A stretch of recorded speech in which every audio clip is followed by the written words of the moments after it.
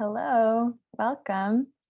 Everyone's filing in. Welcome to the Brooklyn Rail's 716th New Social Environment. I'm Carolyn, a Programs Associate here at the Rail, and I have the extreme pleasure and privilege of being your MC today for a conversation featuring Heather Hart and Zoë Hopkins. We are thrilled to welcome poet Woogee Bae here to close today's program. Before we get started, the Brooklyn Rail acknowledges Black Lives Matter. Here in New York, we are on Lenape-Hoking, the unceded land and waters of the Wappinger, Canarsie, Munsee, and Lenni Lenape people of the Delaware Nation and Shinnecock Indian Nation. We recognize land acknowledgements are not a replacement for actual necessary decolonial work, but a reminder of place, of the legacies of dispossession and enslavement that sustained and enriched the stolen land we're speaking from. And now to introduce today's guest and host. Through her interdisciplinary practice, Heather Hart fuses fabricated and historical belief systems, legends that have been bequeathed through generations mixed with invention and intuition. She is captivated by the slippage, the liminal space between truth and fiction, oral and written histories, between what one says and what the other hears. Hart co-founded the nonprofit Black Lunch Table, most recently was a fellow at the Radcliffe Institute for Advanced Study at Harvard, and is an assistant professor at Rutgers University. Writer Zoë Hopkins studies art history and African American studies at Harvard University. Her writing has appeared in Hyperallergic, The Brooklyn Rail, and White Hot Magazine of Contemporary Art. Thank you all so much for joining today, and I'm going to pass it over to you, Zoë. Wonderful. Thank you so much, Carolyn, for that introduction. And I'm so thrilled to be here today. I see some familiar faces on the Zoom, and I'm really just so excited to be in conversation with you, Heather. I've admired your work for a long time, and I'm sorry that we never crossed paths when you were at Radcliffe, but I'm glad that we're finally making it happen now. So first of all, congratulations on such a fantastic show at Davidson Gallery, which is open for only a few more days. Is that right? Yeah, it's through Thursday. So okay, wow. So walk, don't run, or run, don't walk to see it. It's really spectacular work. And I can't commend you enough for such a tremendous suite of work. So I suppose with that, we can just dive in, unless you have anything you want to say before we do so. No, thank you. I'm excited. Okay, wonderful. So my first question is just sort of aimed at situating everyone in a general sense of your practice and the kind of thematics and histories and epistemologies that it's responding to. So you're an artist who thinks a lot about architecture and placemaking and the kind of social fabric of place. And your show at Davidson Gallery is really taking up that work in a new way.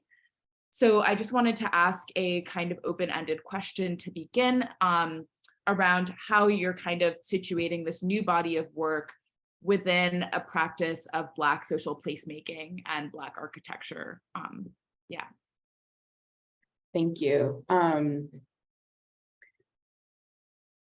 I've always been kind of resistant to the word placemaking, I guess. Maybe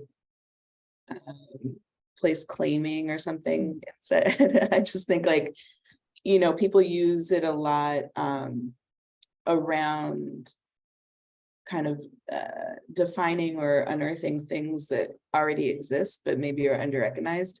So I guess maybe that's a place that I started. I've always been interested in space and how my narratives and interests kind of and story intersects with where I am and where I go. I think being primarily a sculptor that works in the public realm has demanded me to kind of go to places that I don't have an apparent connection to. And I always want to be self-aware in those spaces. And so I think that this project has come from research, thinking about the commonalities and intersections that I found in those spaces. So really looking at narratives first, I guess. Maybe I'll back up. So originally, the research that seeded this work, I was looking for Black space, kind of a very simple thesis. Like I wanted architectural quotes of Black space. And so I went into archives and history books and found that most of it was based in trauma. I thought about the railing from Martin Luther King's assassination, for example, and made a 3D print of that and then scaled it into like a large scale sculpture. But I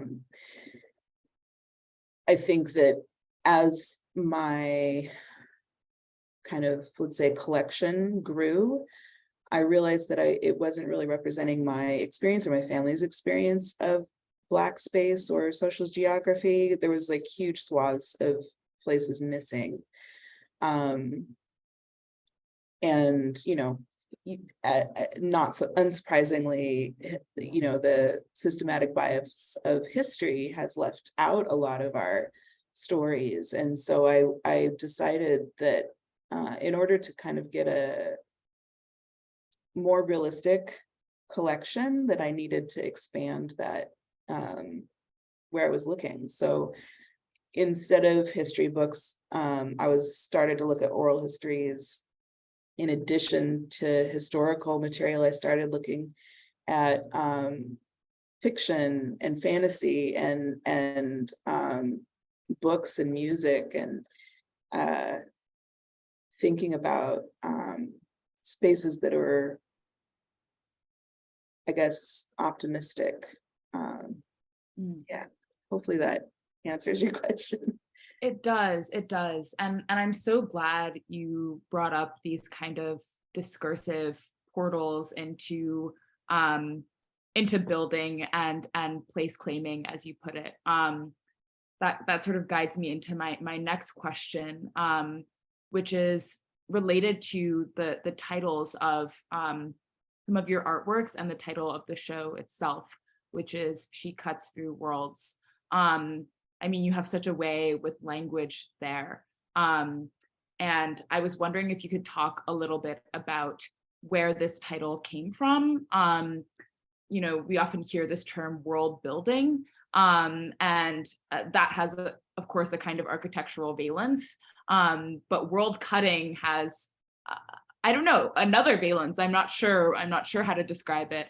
So I'm hoping you could talk a little bit about the title of the show, and also perhaps the titles of some of the artworks which are borrowing from, you know, Black literary traditions, particularly Black kind of speculative literature from Delaney and Octavia Butler, among others, and was wondering if you could speak to those kind of borrowings and how language and the discursive are showing up in your work. Absolutely. So I'm not going to claim credit for She Cuts Through Worlds because it is a quote from a Delaney book. And it's in the context of, it's Babel 17. And I guess for those who are not as familiar with the book, Raida Wong, the protagonist, is basically an interpreter or a translator going through space. And so this is a comment that somebody makes about her thinking about inclusion and radical interpretation. And so it felt, that quote, even though it was not like a chapter title or highlighted at all, it just kept coming back to me and resonating. And I think part of my practice, part of my research is joy, right? Is is reading fiction and watching movies and listening to music. And when I get caught or snagged on words or a thought like that, it goes into like my journal of all of these quotes, and that is often where I find inspiration for form, but also titling. And so when I'm thinking about the possibilities for titles, I'm not really interested in explaining what you're actually looking at, because you have eyes and a frame of reference yourself.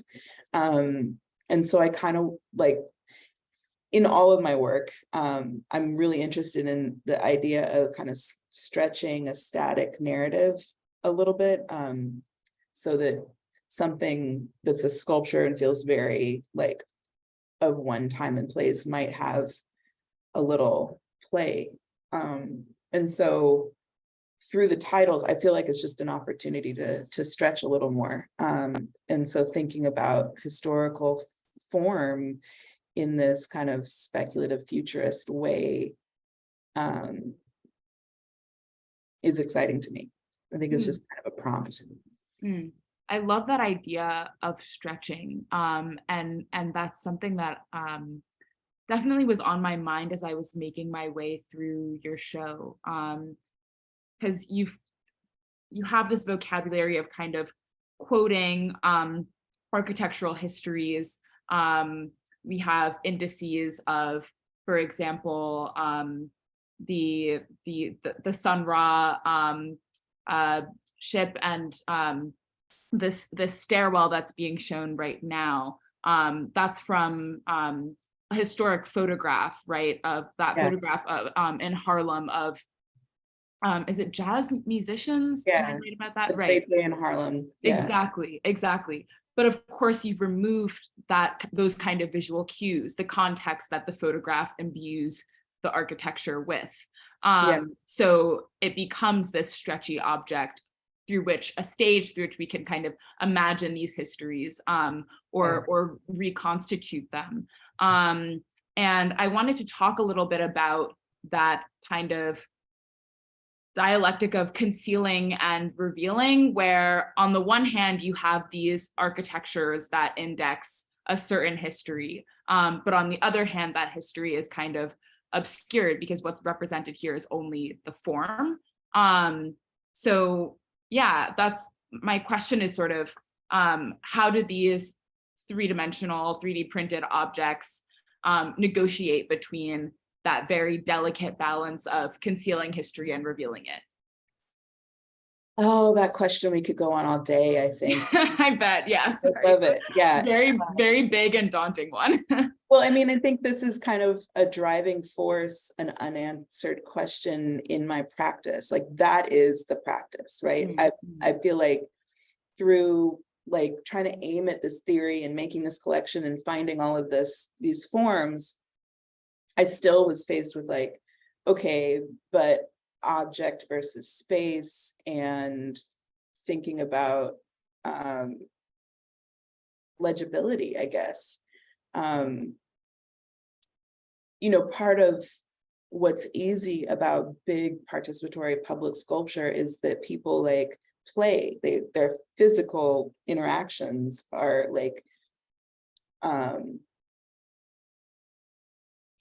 the inception of the piece. They just kind of like go in there and do the thing and trust me right away. But I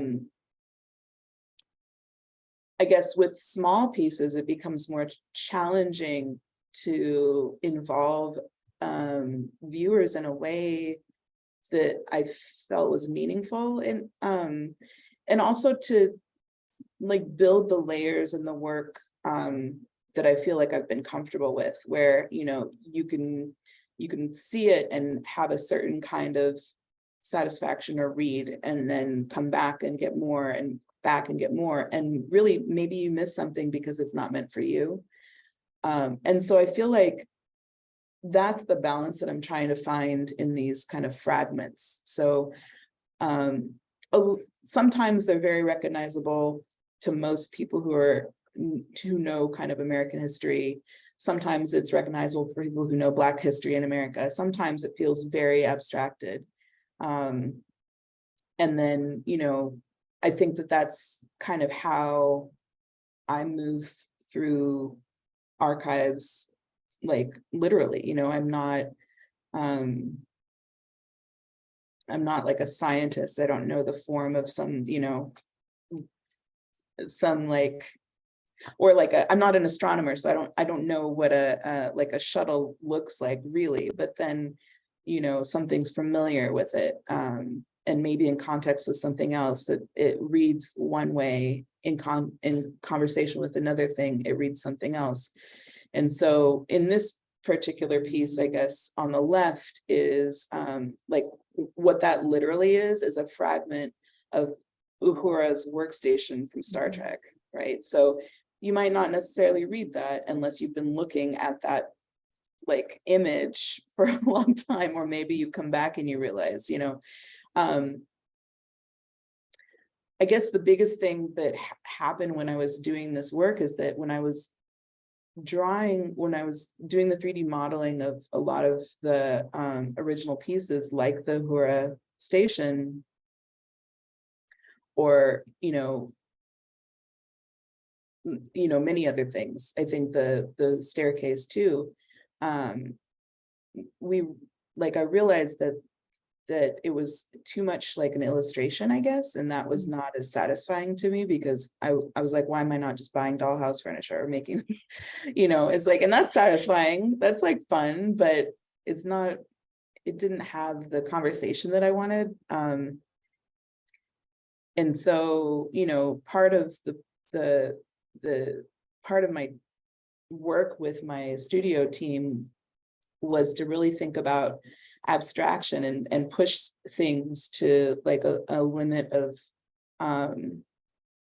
illegibility, and then bringing it back to some place that was in between. And so there's versions of this where it was just too much, too abstract, too simple, not specific enough. Yeah, so that's the art of it, I guess. That's what is just a judgment call and a negotiation and a constant practice, right? Right. Yeah, I mean, there's something almost, perhaps this word is overused and overwrought, but there's some kind of uncanny recognition happening at play here, where we're straddling these worlds between figuration and abstraction. For me, at least, I knew that I recognized these forms from somewhere. It wasn't really until I read the press release that it became the mental image became calcified and clear. But it was what that kind of uncanny recognition was certainly triggered and evoked a mental image that preceded even my knowledge of what actually was going on fully. So that I'm so glad that you put words to that feeling I was having. I also wanted to talk about, before we move on to the Onyx works, I was hoping we could talk about the display tactics that you're using with the 3D printed works, because I found these vitrines, I don't know, I'm not if vitrine is the right word, these kind of display mounts really interesting. On two registers. First, you have them paired together, which is a kind of curatorial choice that I wanted to know more about. And then second, these display cases have their own kind of architecture. They also are devices of concealing and revealing. They kind of enclose these sculptures in a space of semi-concealment. I'm forgetting the name of the work I'm thinking of, but if you could go back a few slides to this one right here, where there's a sort of a window or a sight line that the viewer has to kind of make their way through to encounter the work, because of the way that this vitrine is kind of arranged. That it has its own architecture, its own geography. So I was wondering if you could talk a little bit about these display choices and how they perhaps agree with the kind of conceptual strategies that we were just talking about. Yeah, absolutely. So, I mean, maybe I'll start with just talking about the process. So during the research stage, my team and I were just like collecting and drawing and printing these pieces, these moments, these quotes, these fragments. And there was like a whole table full of them. And so I was like, okay, now what do I do? Because if I put this plastic on a pedestal that doesn't, that's not me, that's not finished, that doesn't demand something more. Mhm. And then I started thinking about like, the objective, that these were quotes, right? These are little fragments of something bigger, they're signs. And so I definitely needed to have them together. This goes back to that struggle with like object versus space. Like I was interested in building, like talking about space and not the object. So in order to create the space, I needed the space that was between at least two objects. That was what I was talking about. And so I went back to wood, which is this utilitarian building material that I've been using for a long time, oral, like inherited form of carpentry from my dad, an oral history, right? So building a container, I guess, for lack of a better word, right? To house basically a sentence or a paragraph from this like hypothetical like story, I guess. And choosing which, I guess I decided to do two for this show. There could be many more. It's a constant evolution in the studio, but choosing two is also part of that role as an artist. So it's like negotiating if I'm saying something specific, if there's an association, a through line, if that's like historical or based in form or color or scale, possibility, context, all of these things. And I just decided that, I wanted to put something together that felt right for me and that kept something open for the visitor to read between as well. It could be something that feels very disparate, but there could be some overlap. And so, I don't know, building this, I guess, feels like a little bit of an archive and it feels like a puzzle in a way that, maybe you could switch things out, but this particular piece is one sentence. There could be another with this phrase in it in a different, context, but that would be saying something different because that's what happens. Yeah.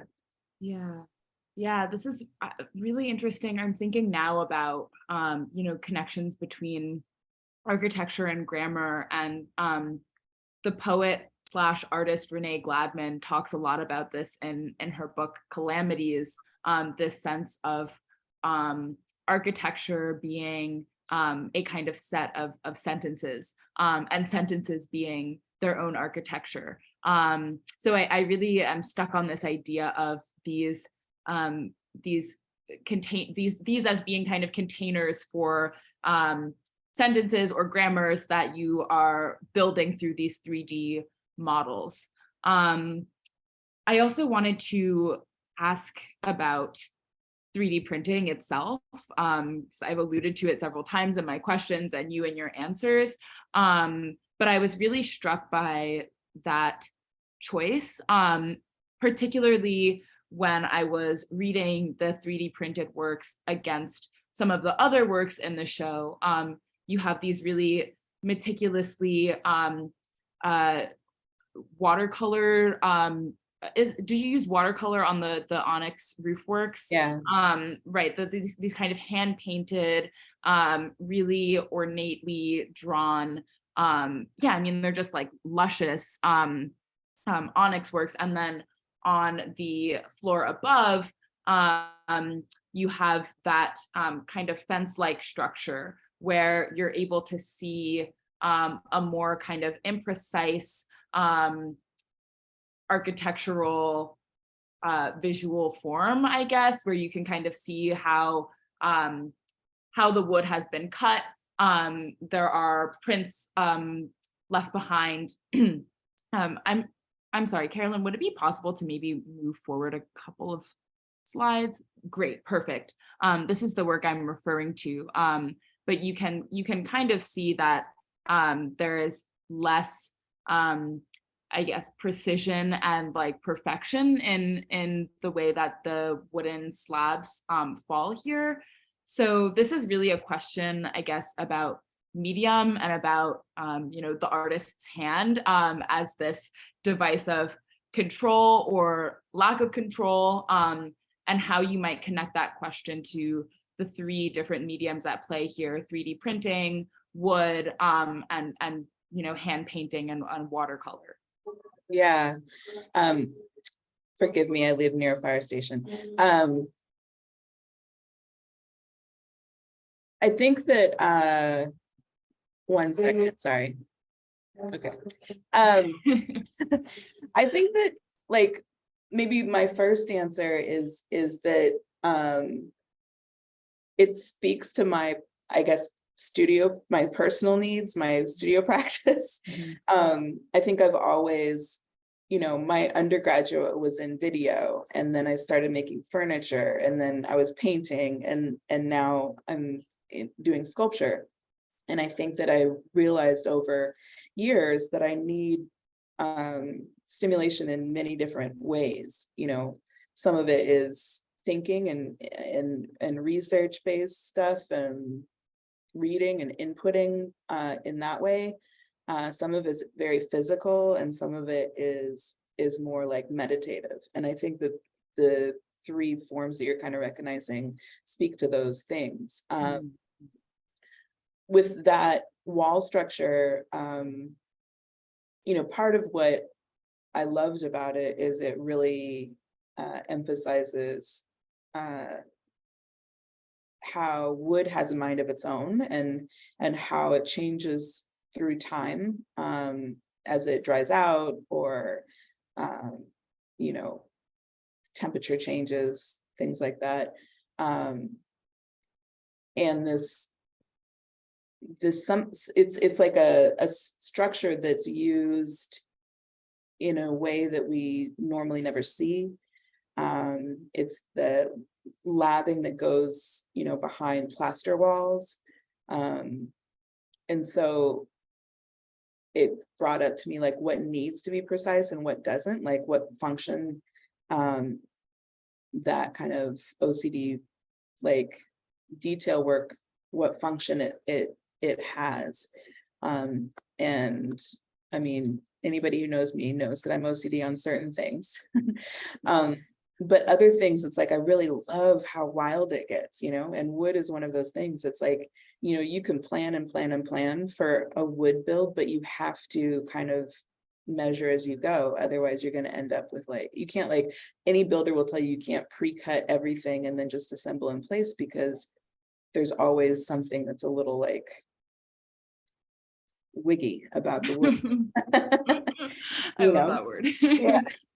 Yeah. And so, yeah, I guess that answers the question pretty much. I think with the plastic, I think that that's something that I had to, negotiate through that research, and I still am negotiating. It's like, I think that's why I had to put my hand into containment of the pieces, so that there was something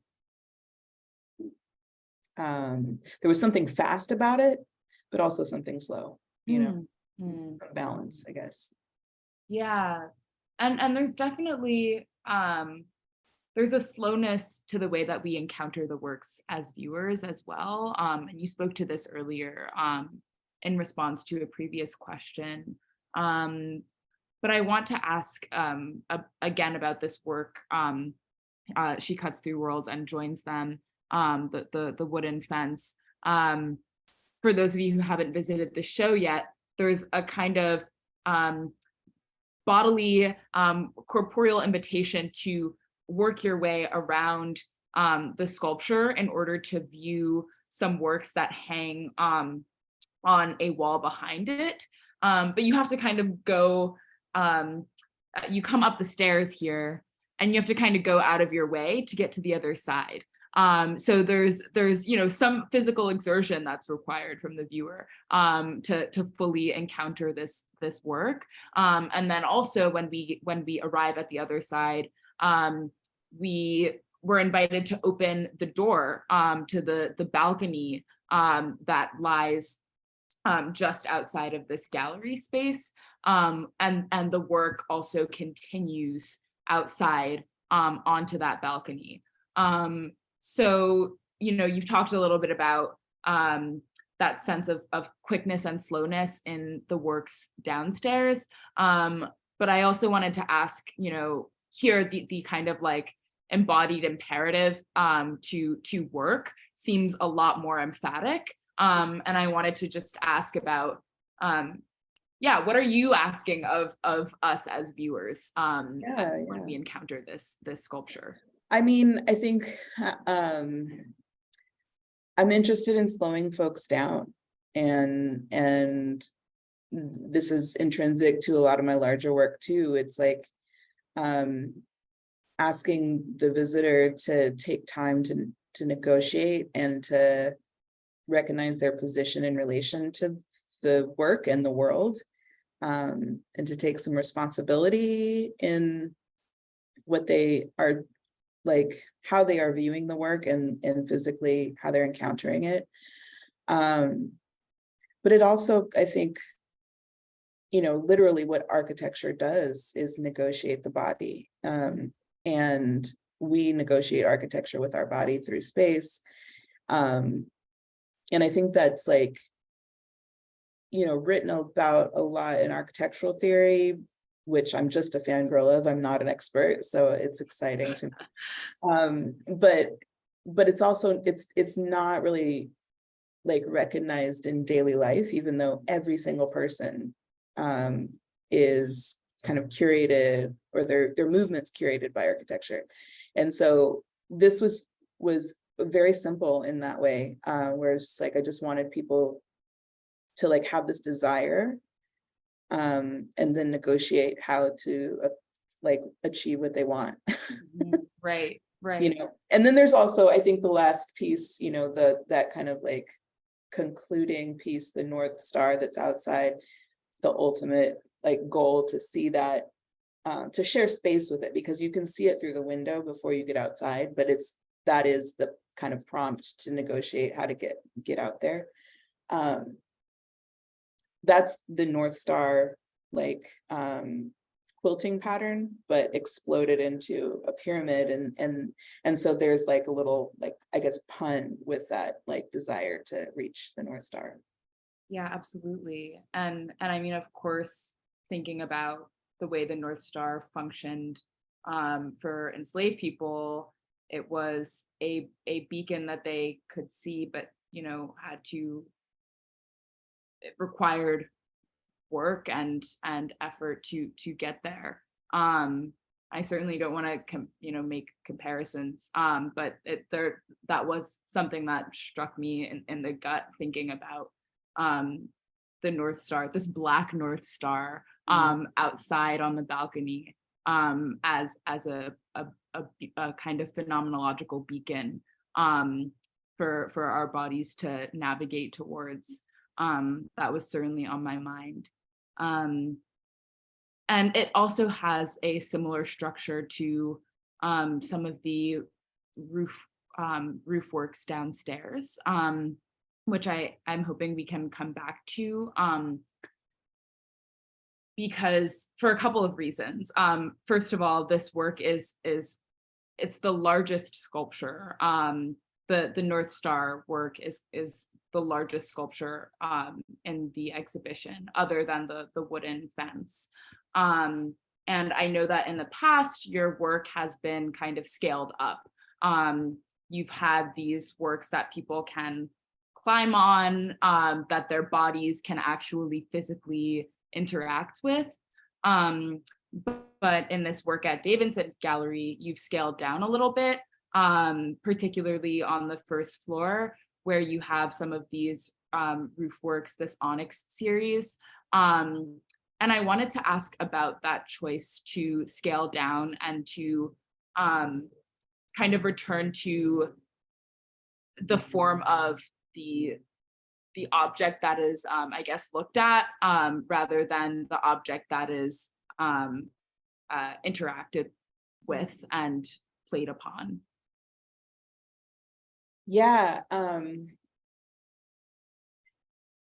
So I think, in wanting to, as I age, basically, I want to diversify my practice. And I've always done small works, but I hadn't really taken them more seriously, I guess, as seriously as the big pieces. And part of the possibilities with those big pieces is to, take fragments and quote those and put them into the gallery space on a smaller scale. And so this was kind of the evolution of trying to do that. So the shingling is applied really similarly to normal roofing, but it's all paper watercolor cutouts onto a wood frame. And I guess there's still this prompt to read and to I guess investigate, and because of the context with my other work, I feel like there's also maybe this clue that there might be something more, and that is something more. Yeah, so underneath inside each of the roofs are gold leafed, and that's never seen by the public. Maybe a collector would see it, or depending on how it's installed. I've installed the larger floor one on a shelf where you could bend down and look up into it, but that's the closest I get to actually revealing that.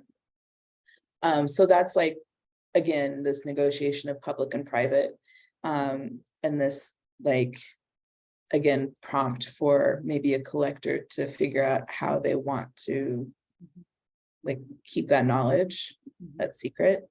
I think, zooming out to thinking about the installation, I was interested in this iterative motion that or the narrative that the rooftops might build, and just something I think about with the larger scale work too. It's if I have 4 different rooftop sculptures all over North America, what kind of constellation does that make? And so that's kind of one of the reasons I kind of installed them in this kind of there's a word for that, and it I guess just little splatter pattern or whatever.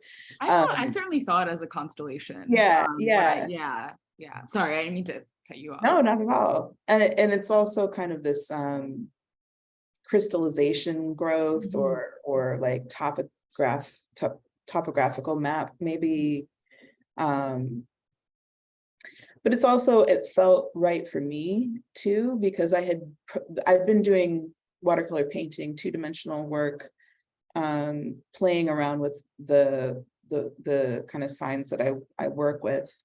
But there's always, I had people gold leaf the surface. I've had work like that, but there's always a kind of frustration that it's not really meeting the place where my sculpture picks up from. So this felt like a really great arc, I guess, to the other work. Yeah, and to return to the gold, I mean, I'm so struck by that. And I of course hadn't realized that it was part of the works until I saw this slideshow and I was like, wait a minute. But I love that. And you spoke of it as a negotiation between the private and the public, and it's certainly operating along that dichotomy, but it also is, fracturing our the dichotomy of what is precious and what is sort of everyday. And gold is, in art history, it's displayed on the outside. It's that shiny surface that draws the eye in. So what does it do when you make it the interior of something? Yeah. And of course the title's onyx, it's this precious gemstone that is associated with kind of luxury. So the titles imbue the work with their own luxury. And I had the privilege of seeing the day before, this was super coincidental, I had seen the Esther Gates show at Gagosian Uptown, which is in conversation with his show at the New Museum. And the Gagosian show is all about these kind of roof, his father's legacy as a roof builder. And he is working in these kind of abstract forms, borrowing very much from the tradition of roof making in the American South. And so I was reminded when I came upon your works of, this very specific tradition of not only making homes, but roofs. We have this phrase, as long as you have a roof over your head, you're protected, you're safe. And so roofs, of course, have this association with kind of sanctuary and safety and home, and that in itself is precious. So when you put the gold on the inside, it kind of reminds us of that. Yeah. And it's in the attic space, right? So Right. that's also where we keep secrets. Mhm. It's like this place that slaves were hid Yes. during the Underground Railroad. It's like a place where you put boxes of precious things that you don't want to throw out. Archives. Yeah, archives, Yeah. exactly. So yeah, it holds a lot. It's like I have memories of shingling with my father when I was little, because he also was roofing. So yeah, it has a lot of metaphors for me, I think. And I also was struck by the decision to put roofs on the wall. That that also seemed like another reversal. And some of them, I think too, are on the floor, but I think it's interesting that you chose to put the majority on the wall in this kind of display that borrows from the optical tradition of the museum, the museum and gallery wall as being this vaunted space of viewership and visual encounter. So it definitely, that also felt subversive and really exciting to me. Yeah. So we've talked about archives. That word has come up a couple of times in this conversation. And I wanted to ask about kind of the way you engage archives, and what makes an archival encounter special or moving for you, and also about the specific archival encounters that informed the work at Davidson, given that so many of them are drawn from photographs and other, just kind of iconographical images of space. Yeah. So I think, again, it really started with just going into a library and looking up Black space, and then looking at Black history and Black architecture, and thinking about how whoever was in charge of those categorization metadata tags, how they already had curated what I was looking at. And so I guess then, yeah, I was interested in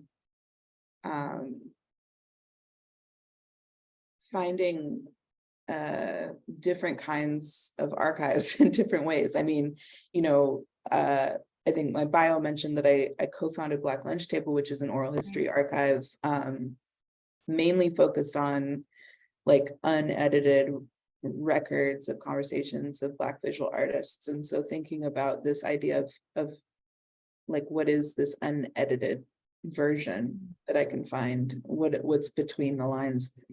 And like, this may be where, you know, me being an artist or like a fiction person like enters in because like, you know, a historian can't fill those gaps, you know, I guess ethically, but I can, you know. So I've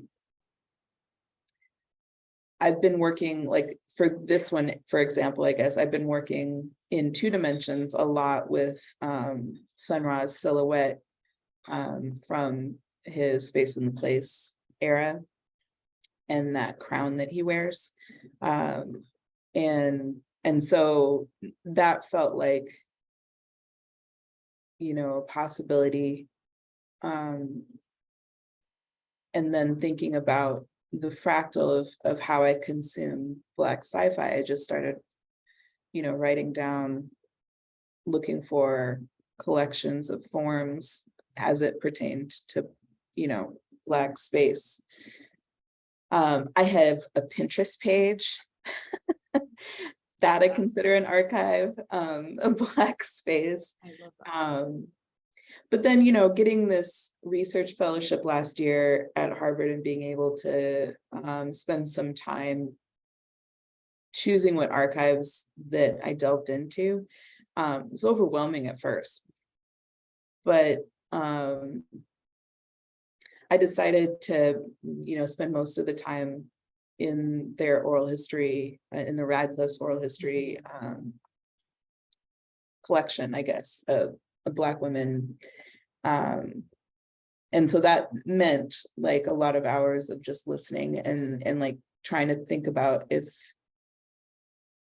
if I could imagine, if I am imagining a form, because I feel like whenever we read books or listen to stories of any kind, fact or fiction, I feel like everybody has a picture in their head, right? I don't think that's just artists. Yeah. So I'm like, can I pull from those pictures in my head when I don't have a photographic source material or a literal source material that I'm measuring, you know? I feel like I fractaled from your question, but no, that was, I mean, so poetically put. And I too have spent, you know, some time with the Radcliffe / Schlesinger Library oral history collections for my own research, and something that's really struck me in the way that oral history works is and I think particularly with Black women, there's an insistence on in recounting one's own oral history, there's an insistence on recounting a future and an imaginary. And I think for Black folks specifically, the past is always a site where we're meeting the future and dreaming the future. And that is definitely something that I sensed in your work. There are these echoes of the past that are resounding with imaginative possibility. And even, you know, even if we are to take the Sun Ra work, for example, it is very much embedded in this, you know, very specific lineage of kind of Afrofuturism, which is linked to Black speculative fiction. But then even kind of the form of the work itself, I think resonates with a sense of futurity and possibility and open-endedness, kind of going back to what we talked about earlier, that intermediate zone between figuration and abstraction to me feels so full of possibility and kind of futurism and world building, where you're drawing very, very specifically from the past, but we can think about how these forms and images might be deployed towards some imaginative end. I mean, I know I talked about the ethics of historians, and I can't imagine. I love historians that are kind of bridging these gaps right now, though, too. But I have a really hard time divorcing speculation from historical records, right? Like, they're there. Like, you have an author to the book that you're reading, and it's evolved through time, you know, so it's not static. Like, our history isn't static. And so I guess I just kind of turn the volume up on trying to figure out what those possibilities are. So, you know, drawing from fantasy and mixing it with history, because, like, why not, you know? Mm-hmm. But it's also just like thinking about like the idea of us having a place in the future, or you know, the speculation when we don't have written records about our past, you know, it's like, what is that interpretation that's happening even in our historical records, like filling gaps, basically. Mm-hmm. Yeah, filling past gaps and silences in the archive is its own way of creating futures, I think. And I really love the way that you speak about archives as spaces where images live. I certainly am also a visual thinker, even though I'm not necessarily an artist, but I'm definitely someone who cannot read a book without images flashing through my brain, or encounter an archival object without thinking about it in visual terms. So that's certainly something that I experienced in my own research and archival work. Yeah, I feel like, you know, I don't know why Pinterest board has come up twice. This is kind of interesting, but like I've had like a pin board where I like will cast like all of like Parable of the Sower, you know, right. just like in my fantasy world. It's like, because we know what that looks like, you know. Exactly. Well, I don't want to take up too much time, because I know that we have questions from the audience, and I certainly want those to be attended to. But I first want to thank you so much for your generous speaking and this really paradigm shifting show that you've offered us. I hope everyone who's on the Zoom and is in New York or in the tri-state area can go and see it, because I can't overstate how much thoughtful work it's doing.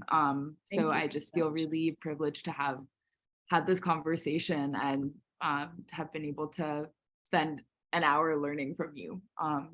Extremely grateful, Heather. Oh, my pleasure. And thank you, Zoe. It was a really fun conversation. Thank you. Thank you.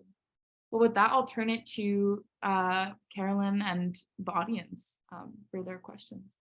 Amazing. Thank you so much for this brilliant conversation. Yeah, we have a couple questions. Our first one is from GE. You can go ahead and unmute. Thank you so much, Carolyn. Thank you, Zoe, and thank you so much, Heather. I was not aware of your work before today, and I'm extremely charged and excited because of the references to Samuel Artolini, Sun Ra, etc. Everything. It's just taken me right up there where I should be, I think. Thank you. My question is, and this is a little bit of inside because of the Samuel Artolini book, but just as Wydra Wong in Babel 17 had to learn that what others believed in was a code was not the code, but actually the language. Is there a kind of parallel at play here with how you move from translation and media and those various slippages? I mean, I would love to. That's my fantasy. Like, I would love to believe that's true. Like, I feel like artists in general are kind of decipherers in that way, right? So thinking about our world, I feel like James Baldwin said, like, the artist something, I'm going to misquote, but it's the artist's responsibility to make real the wonders of the world. And so I think about that as Rydra's like deciphering the fact that, you know, as she's a code breaker, that it's actually a language and she becomes a linguist. But yeah, I think that it is kind of modeled after that a bit, right? Like finding these nodes that I collect and then kind of maybe putting them into sentences. I don't know, maybe in the future I'll have like a language built. Maybe that's my next residency. I'll look for you and Wydra Wrong hanging out then. Thank you so much. Great question. Thank you. Thank you so much, GE. Let's see, I have a question actually. And if anybody does have questions, please feel free to, you can like raise your hand in the emoji thing or put it in the chat. I guess I'm thinking about Beverly Buchanan, looking at some of your works, and I'm just wondering about your engagement, or if you don't have one really with her, if that kind of resonates with you. Yeah, she's definitely someone who I have thought about a lot. I think, you know, the specificity of her houses, like how she's dedicating these structures to individuals, like people in her life, is really interesting to me. And I think maybe that has influenced, like, thinking about what kind of quotes or like, I guess, source material, like where I go to find these architectural quotes. So thinking about, like, you know, if she has like a little house for her friend or her sister or something like that, it's like maybe those are people that, like, I should think about what are their architectural embodiments. And then also scalability. Like, I love, like, how large her work got and yet, like, how small. I think that was a huge influence. Maybe if the only really direct one, a huge influence on how I approached scaling work down to something small and more intimate, you know, and what size that was in relation to the body, and empathy. Also abstraction, right? Like how, like, her older work, big work, was really, like, a lot of that read was implied meaning, which I loved. Yeah. Well, thank you for answering that. Let's see, Chloe is going to ask a question next.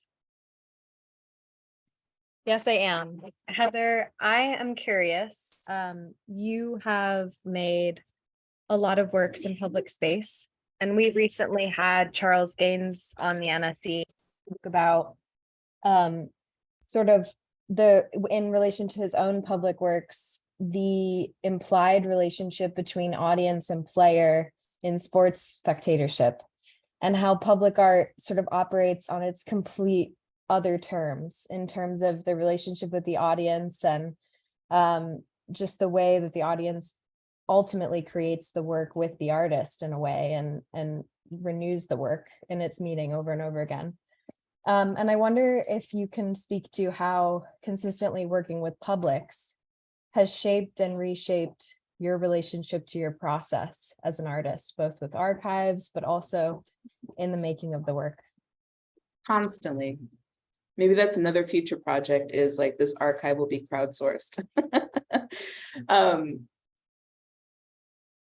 yeah, I think, you know, one of the things that I talk about a lot in reference to my public work, the large sculptural work, is that most of the time I have new fabrication teams every time, you know, like I don't, yeah, because I work with institutions with like kind of a pretty broad range of possibilities, budgets. I don't always bring like my team with me. And so there ends up being a collaboration, like finding somebody who really vibes with the work and me, and you know, we have a communication, and inevitably, and maybe this is like subconsciously why I do the work at the scale in the way that I do, because I learn every single time I build, like even just language or methods, or, you know, because every site has different needs, right? So different context, different history. Like if I put that rooftop sculpture in like New Orleans, it would read something entirely different, which is why I haven't done that, you know. And I think like going to North Carolina, putting a rooftop there, we had to do some problem solving because they've been having like washout floods all the time, and there's so much humidity in the summer. And so I learned about corn crib siding and elevating the roof so that we had some space underneath it for the washout to happen without compromising the structure. It's like, I always want to build a practice that, well, let me back up. So painting was really frustrating to me because I was like, never knew when it ended. I was like, oh my God, I bring things out from years past and keep working. So I couldn't do that. I admire painters so much because of that. Sculpture felt like I could have a conclusion. So I'd have like this project, and then there would be a space between the inception and the conclusion where I would have a little bit of flexibility and possibility there, but it would be contained somewhat. And so that is, I think, where I find the most like learning that happens for me. And that is, the learning always happens because of my experiences with other people, you know. And then with the public works, they're always participatory, right? So it's activated by the public. I learn about different frames of reference that way, but also I often collaborate with performers who can like take their practice and like think about my form as an inspiration and see what happens with that. And so that was also a lot of stretching of the narrative and learning that happens, I think. So again, I think what Zoe and I are talking about with the stretching of the narrative, like my goal is to make a work that's actually not static, like sculpture normally is, so that it can have other kinds of life. Yeah. Thank you so much. Yeah. Amazing. Thank you, Heather, for all those further insights. Yeah. So here at the Rail, we have a tradition of ending our community events with a poetry reading, and I'm so thrilled to welcome Woogee Bae here to the stage. Woogee Bae is a poet, editor at Snail Trail Press, and a 2022-23 critic at large for Poetry Northwest. She received her MFA from the University of Washington Bothel's Creative Writing and Poetics program. Writings can be found in Afternoon Visitor, PQ, Tagwork, and elsewhere. Thanks so much for being here, Woogee. I'll pass it over to you. Thank you, Carolyn. Thanks, Carolyn, Chloe, and Eleanor, and the whole team at Brooklyn Rail for having me. And thank you, Heather and Zoe, for this really amazing conversation. I was frantically trying to write all the notes down, forgetting that it was recorded. So I'm glad I can revisit this conversation after. And I love what you were saying about, you know, the wood and not forcing the wood to, like, you know, you can't pre-cut it. You have to kind of let it do its thing and surrender yourself to the material in a way. And I love thinking about that. So lots to simmer on. And I'm on the West Coast, so it's still morning here. So I have all day to think about it. And thanks everyone for being here. I'm really honored to be the closing poet for this event. I'll just read 3 poems. 2 are very short, and then a slightly longer one from a new project that I'm working on. I'm gonna time myself. This first one is called Maria. Making a confession in a black dress or once bruises expressed, shades of lavender and honey, I've delighted in kneeling before you, may you absolve me. In forgetting to follow directions, open cabinets, there was a time I didn't stumble, I told the truth, and it was my failure to listen or turn around. Maria, how selfish I'd been. It is known that when a father dies, I should love mine that much more. How much I feared losing my hair from age or force, kneeling the difference it makes. Tupperware. Today in bed, the rash toughens, body swells, your hands in circular motion. I've always wondered the sweetness of water against burnt walls. I learned how often we'd poisoned ourselves, which might explain our spines twisted, your chest heaving and mine. I couldn't translate the words, filed away, ashamed at the frequency of my forgetting. The fly swarm make beds in our beds, dreamt the footsteps, vibrations, adorned every crevice we meant to conceal the plastic tubs piling up. On evenings, I pay attention to the sidewalks, fallen rose hips, sweat remnants scattered across by rodents digging. Awake, we arrange brass objects along the windowsill, looking outward at the sky made less and regrettable. And this third one, final one, is not titled, but what residual escape in the longest grass, harping about one's tongue. The seagulls rest one by an automatic door lifting open. Glass panes echo of interior pains holding somberly. An aggregate calling corpse in the seaside. Barrage of the wandering crooked. A curled limb holds your dead child in hand, festers in the body, feasting. Gathering sand on the shore. A tight-lipped woman unapproving, copper-lunged, copper-throated, knees knobby and lush, building vessels. Dandelions across the gravel path. Loss, regenerating, molds hunger, bitter storage of one's roof, canals of water, teeth and gauze in the fire, a thin fabric wrapped around enough times in the grim alley stilled, pulsed grains, touch of soft green, of dead men plenitude, in clusters floating as if breathing, stem, clipped the organs, extract prayer, books in pages, carrying body between tongue, throne, thicket. How many fronds scattered, struck coiling beneath suns. Once, precision in the cut arm where the fading wall ends, back splinter cornered among stereo and frayed rug. Fury holds your hand among their hands, among metal linked, pausing in the sway of warped speech and frail, the wagon creaking explosive red. What other gavel incoherent comes mumbling, dish streaked along wood rings and censer, cartoon shattered by force you deliver sweet, droplets caved in the itch. The prayer in which you repeat, Mary, Mary, dreams of red roses in my bladder, your bladder hollowed aghast, returning the body to terror, a kind of bed above dirt nestled, the scrawling, bleeding flesh of a baby expanding, lone woman at the well dripping water, mouth above stone, joining the cloth together.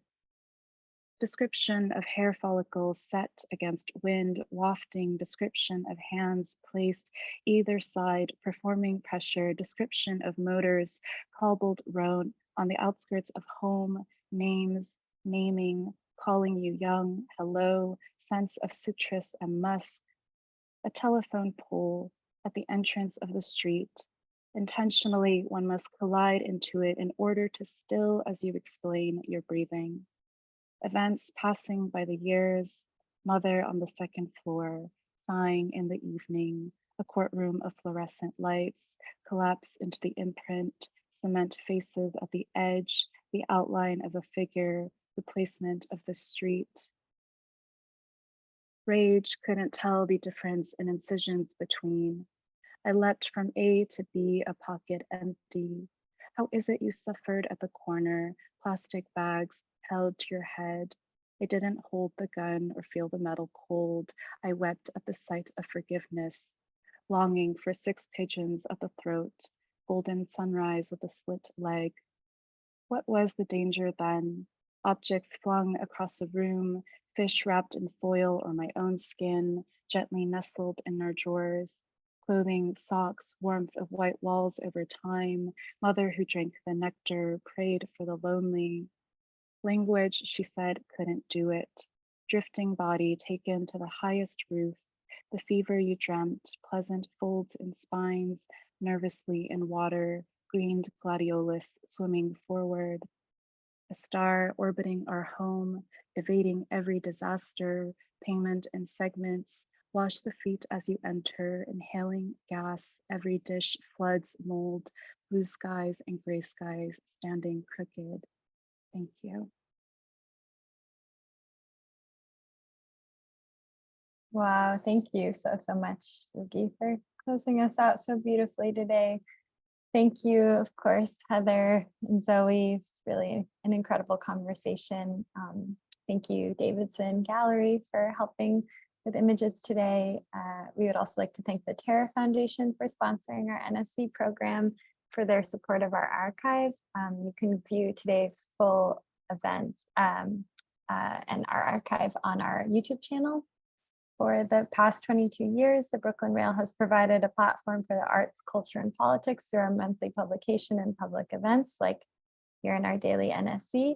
Can help us sustain our work and consider making a donation, which will go towards the Rail's writers, editors, and operations. Your support will keep our issues and events free. You can donate via a link in the chat and join us tomorrow at 1 p.m. for Slackers, 3 Gen X poets on place and power, a poetry reading curated by Samia Bashir. And you can now turn your microphones on and say hello and goodbye as we leave. Thank you all again so much for today. Thank you, everyone. Thank you Thank so you, much. Heather. That was incredible. Thank you. Thank you, Zoe and Heather. So great. Thank you, Woogee. Thank you. Zoe, Carolyn. Wishing you a happy new year. Thank you, you guys. Thank you, Zoe. Sounding Thank poetry. you, Fawn. Good to see you. Thank you, Heather. Yes. Congratulations. Thank you so much. Congrats Yeah, on go your see the show, show, Heather. you guys. Please Yeah. go see the show. Please go see the show at 2 more Davidson days. Gallery. 2 more days. Amazing show. Please, congrats, Heather. Haven't Thank seen you in a you. while. Yes, Love to see you sometime super soon, okay? that sounds great. Thank you. Thank Been a you while. so much. Thank you for Thank the you. reading. Beautiful. Thank you, you guys. Thank you. Thank you so Bye, much. everyone. Thank you. Bye. Bye. Take care. Bye.